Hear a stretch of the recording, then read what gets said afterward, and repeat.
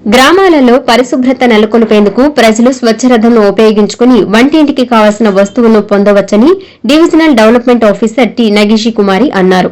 అల్లూరు మండలం బీరంగుంట గ్రామంలో కావలి division development అధికారి టి నగేషి కుమారి పర్యటించారు. ఈ సందర్భంగా గ్రామంలో స్వచ్ఛరథంను ప్రజలు ఎలా ఉపయోగించుకుంటున్నారో క్షేత్రస్థాయిలో పరిశీలించారు. అనంతరం ఆమె మాట్లాడుతూ ఇళ్ల వద్ద వృధాగా ఉన్న పొడి చెత్తను స్వచ్ఛరథం వద్ద ఇచ్చి అందుకు అవసరమైన వంట సరుకులు చిన్న చిన్న వస్తువులను పొందవచ్చని, లేని పక్షంలో కొంత నగదు మొత్తాన్ని పొందవచ్చని అన్నారు.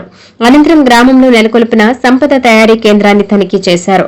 సచివాలయంలో సిబ్బందితో సమావేశం నిర్వహించి వివిధ ప్రభుత్వ పథకాల తీరుతెన్నులపై రివ్యూ నిర్వహించారు.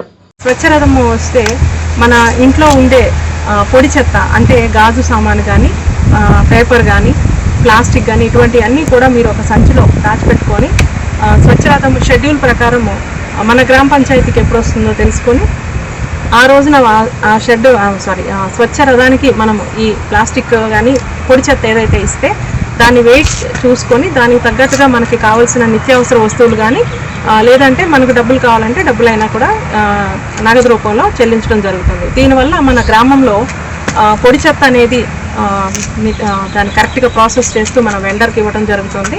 అలాగే బదులుగా మనకి ఏదో ఒక వస్తువు వస్తుంది కనుక ప్రజల్లో ఈ అవగాహన వాళ్ళు కూడా బాగా ఇంట్రెస్ట్ చూపించి ఈ రథాన్ని బాగా యూటిలైజ్ చేసుకుంటున్నారు. అలాగే అందరూ కూడా స్వచ్ఛ రథాన్ని మీ గ్రామాల్లో యూటిలైజ్ చేసుకోవాల్సిందిగా కోరుతున్నాను.